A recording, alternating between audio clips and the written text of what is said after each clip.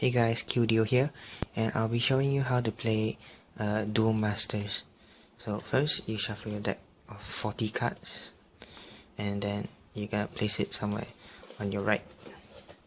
Then you take the top 5 cards, and place it in a row beside your deck. Then you take the next 5 cards and place it in your hand. So you gotta keep these cards in your hand. And beside your deck is your graveyard, and beside your graveyard is your hyperspatial zone, where you're gonna keep these psychic monsters. You have 2 sides. Yes, and behind this is your mana zone, and in front is where you're gonna summon your monsters. So now the setup is complete, and you're ready to start the game. So the first thing you do during your turn is you're gonna untap any tapped cards. So for example, if there's like a monster on the field like this, and then it's tapped, when it's turned sideways is called tap, and you can untap it. Or if you have any mana which is tapped, you can also untap it. So after that, after you untap or tap whatever, you're gonna draw a card. But the first player on his first turn, he can't draw a card. So after you draw a card, you're gonna choose a card from your hand and place it in your mana zone, upside down like that, so you can see the mana value.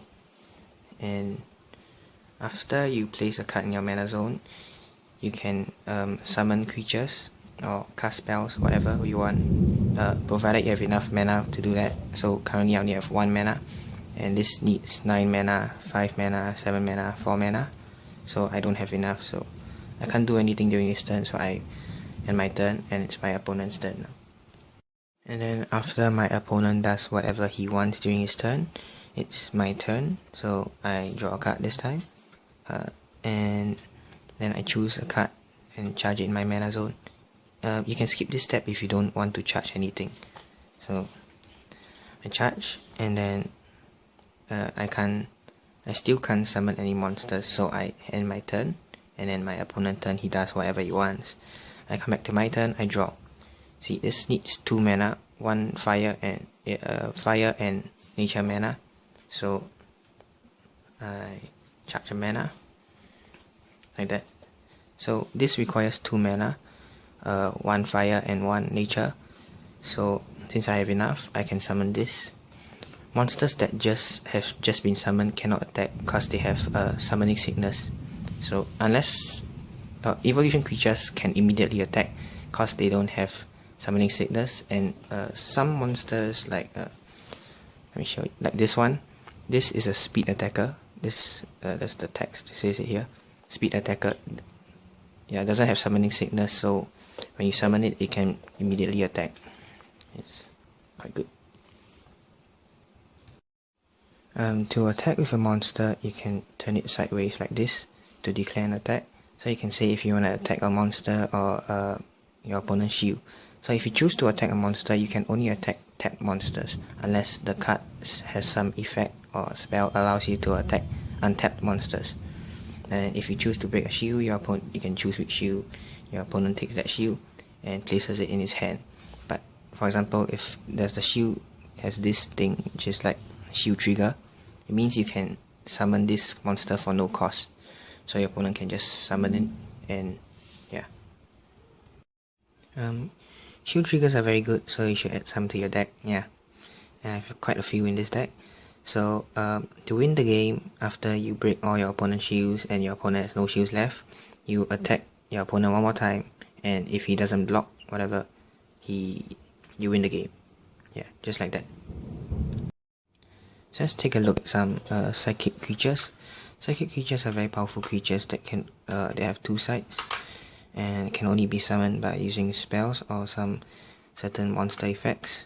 So they are just like normal monsters. When you summon them, they have summoning sickness, but just that when they are sent away from the battle zone, or like go to your graveyard, mana zone, or your hand, they go back to your hyperspatial zone instead. So like, yeah, you can't destroy them. So what I have here is these 2 psychic creatures. which can link awaken to become this small, powerful psychic creature. It's called a psychic super creature. Yes, and you can only have 8 psychic creatures in your hyperspatial zone and are not counted in your deck of 40 cards.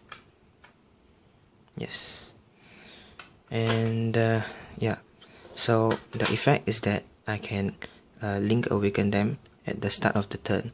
So at the phase where I untap my creatures, if both of these are my field, I can link awaken them. So this is also counted as summoning a new monster, so it has summoning sickness and it cannot attack. When it is destroyed, there's this psychic release, link release. So only you choose one card that goes back to the hyperspatial zone and leave the other one on the field. That's all for now. If you find this video useful, please like and subscribe. If you have any other questions, feel free to comment below. I'll reply to it as soon as possible. Yeah, thanks for watching. See you guys next time.